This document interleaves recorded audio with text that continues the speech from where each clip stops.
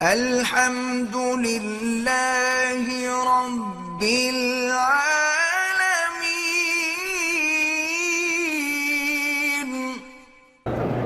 میرے بھائی نے ماں باپ کی اجازت کے بغیر نکاح کیا ہے، اس لڑکی کا پہلے سے بھی نکاح تھا، بہرحال نکاح نہیں ہوتا، نکاح پر نکاح نہیں ہوتا، توبہ کرو، استغفار کرو اور اپنے والدین کو راضی کرو۔ مدینہ منورہ میں حضور کے روضہ مبارک پر لوگ شور غل کرتے ہیں، بالکل ناجائز ہے، قرآن کے خلاف ہے کہ لا ترفعوا اصواتکم فوق صوت النبی ولا تجهروا له بالقول كجهر بعضكم لبعض ان تحبط اعمالكم وانتم لا تشعرون۔ اللہ نے فرمایا میرے نبی کی آواز پہ اپنی آواز اونچی نہ کرنا۔ ایک معنی یہ ہے کہ نافرمانی نہ کرنا، ایک یہ ہے کہ ویسے بھی بات کریں اتنی اونچی نہ ہو کہ حضور کی آواز سے اونچی ہو جائے۔ کل 22 جنوری کو انڈیا میں رام مندر کا افتتاح ہو رہا ہے، جس کی وجہ سے انڈیا میں مسلمان سخت آزمائش میں ہیں۔ امن و امان کی دعا اللہ کرے، مسلمانوں کی حفاظت کرے۔ ابھی ہم نے صفا مروہ نہیں دوڑی، حلق بھی نہیں کرا، ایک تو آپ نفلی کر سکتے ہیں، لیکن بہتر یہی ہوتا ہے کہ پہلے ایک کام کو پورا کرو، طواف کرو، صفا مروہ دوڑو، حلق کرو، پھر نفلی طواف کرو۔ اصل میں آج کے لوگوں کو موقع نہیں ملتا نا دوبارہ طواف کا، اس لیے وہ چاہتے ہیں کہ ہم دوبارہ نفلی طواف پہلے کر لیں۔ حضور صلی اللہ علیہ وسلم کا نسب جو ہے، نسب نامہ، وہ کہاں تک صحیح ہے؟ کنانہ تک۔ ان اللہ اصطفیٰ کنانہ واصطفیٰ من کنانہ قریش واصطفیٰ من قریش بنی ہاشم واصطفانی من بنی ہاشم۔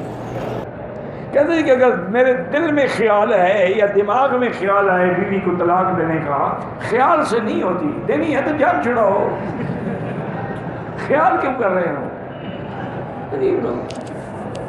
خیال سے کچھ نہیں ہوتا حضرت۔ کہتے ہیں جی کہ بعض لوگ ایسے بھی ہیں جن کو کچھ بھی نہیں آتا، وہ بس لوگوں کو دیکھ کر بغیر پڑھے بس عمرہ کر رہے ہوتے ہیں۔ اللہ قبول کرے گا، اللہ کے بندے کو پڑھنا ضروری تو نہیں نا، عمرے میں طواف ضروری ہے، صفا ضروری ہے، 2 رکعت واجب طواف ضروری ہے، کوئی کلام پڑھنے کی ضرورت نہیں ہے، یہ کام تمہارے پیروں کے لیے ہے۔ اگر ہم مسجد جیرانہ جائیں ویسے زیارت کے لیے، کوئی احرام ضروری نہیں کہ جیرانہ جو ہے وہ میقات نہیں ہے بلکہ ہل ہے، احرام باندھنا چاہیں تو باندھ لیں، نہ باندھیں تو کوئی گناہ نہیں۔ میرے شوہر نے سعودیہ سے میسج پر الفاظ کہے کہ تم میری طرف سے آزاد ہے جا۔ میں نے ایک مفتی صاحب سے پوچھا تو نے کہا کہ ہاں اس لفظوں سے کہنے سے طلاق بائن ہو گئی ہے، لیکن رجوع کیا جا سکتا ہے اگر وہ رجوع کرنا چاہے تو۔ عمرے کے دوران اگر کپڑا منہ کو لگتا رہے تو کوئی کچھ نہیں ہوتا ہے۔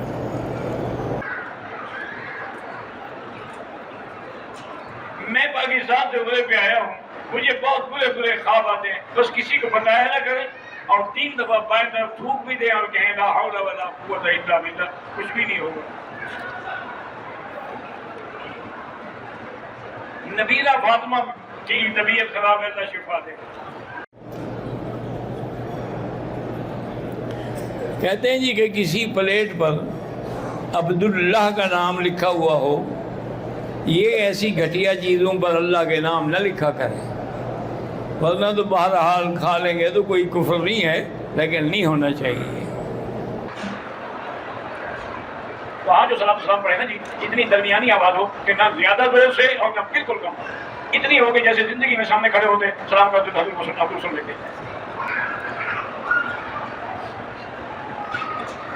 میری پہلی بیوی سے 4 بچے ہیں، اللہ کے کرم سے 4 حافظ ہیں، عالم بن رہے ہیں۔ نظر بد کا اندیشہ ہوتا ہے، بہرحال نظر بد سے بچنے کے لیے سورۃ نور والقلم کی آخری آیت ہے وہ روزانہ پڑھ کے تذکیہ